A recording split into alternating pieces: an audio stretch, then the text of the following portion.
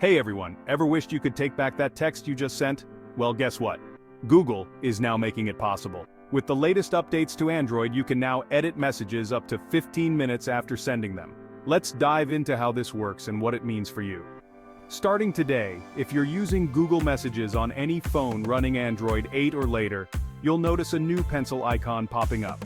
Just tap and hold on any RCS message you've sent, hit that pencil, and you can tweak your text, fix those typos, or even change what you said entirely. It's as simple as that. Now, you might be wondering, why is this a big deal? Well, other platforms like WhatsApp and iMessage have introduced similar features, but Google's integration across its massive user base sets a new standard in communication flexibility.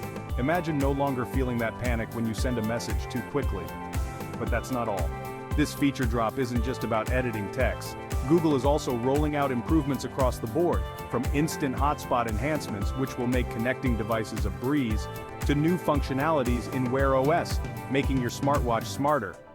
And for those of us who love customizing our chats, Emoji Kitchen on Gboard is getting an upgrade too.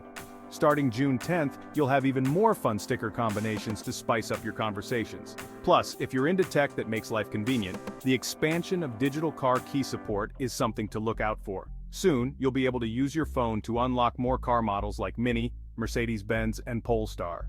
So, whether it's fixing a message mishap or unlocking your car with a tap on your phone, Google's latest updates are all about making your digital life more seamless and integrated. What do you think about these new features? Are you excited to start editing your messages, or is there another update you're looking forward to more? Drop your thoughts in the comments below. And hey, if you found this video helpful, give it a thumbs up and consider subscribing for more tech updates like this one. Thanks for watching, and I'll see you in the next one.